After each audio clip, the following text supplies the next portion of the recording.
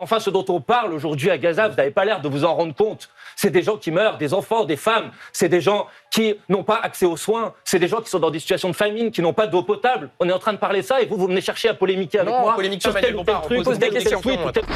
Manuel Bompard recadre 2 journalistes BFM TV. Le député de la France Insoumise était invité sur le plateau de BFM TV afin de répondre aux questions de Benjamin Duhamel et Amandine Atalaya. Ces derniers reprochent à la France Insoumise de continuer à soutenir l'UNRWA, et cela malgré les accusations de l'occupation israélienne.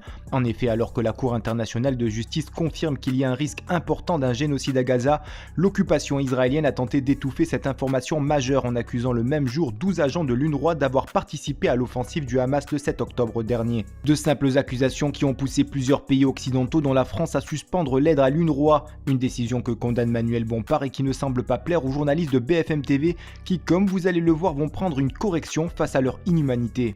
Elle dit, Ercilia Soudet, que c'est l'occasion de témoigner à cette agence notre attachement à cette agence dont il faut préserver le financement. Est-ce que c'est votre ligne aussi ? Bien sûr. Ça ne vous pose pas de problème, sachant que cette agence est mise en cause dans ces attentats, dans ces massacres du 7 octobre ?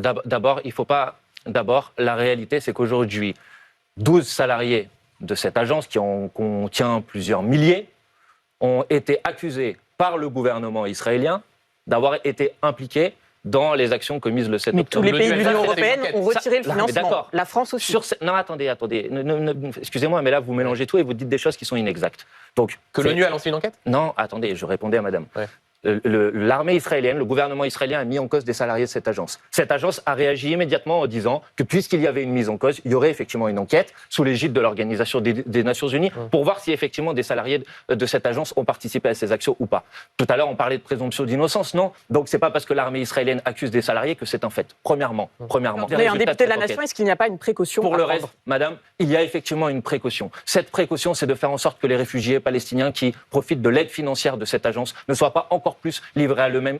Mais Manuel Bompard, si l'enquête indique qu'il y a effectivement eu participation, ils ont été mis de côté de cette agence. Oui, mais si l'enquête démontre qu'il y a eu une participation de ces membres-là aux attaques terroristes du 7 octobre, est-ce qu'à ce moment-là, vous reverrez votre position sur le soutien à l'agence, à l'UNRWA ? Mais si l'enquête, est-ce que l'enquête va dire qu'il y a une responsabilité de la direction de cette agence ? Je ne le crois pas. Une participation de ces membres-là. Mais non, mais s'il y a des membres qui ont participé à ces actions, ils ont été pour l'instant mis de côté, et dans ce cas-là, ils seront bien évidemment écartés de cette agence. En quoi le fait que ces gens aient été mis en cause doit empêcher le travail que fait cette agence, qui est un travail de solidarité la plus élémentaire pour faire en sorte que les réfugiés palestiniens ne soient pas dans le dénuement total et complet. Enfin, ce dont on parle aujourd'hui à Gaza, vous n'avez pas l'air de vous en rendre compte. C'est des gens qui meurent, des enfants, des femmes. C'est des gens qui n'ont pas accès aux soins. C'est des gens qui sont dans des situations de famine, qui n'ont pas d'eau potable. On est en train de parler de ça et vous venez chercher à polémiquer avec moi sur tel ou tel truc, ou tel tweet, ou telle prise de position. Et la France ne dit rien, et la communauté internationale ne dit rien. Et moi, je devrais me taire. Non, mais personne... Donc, il y a une délégation, et vous devriez la saluer, le fait qu'il y ait des parlementaires français qui aillent alerter sur la situation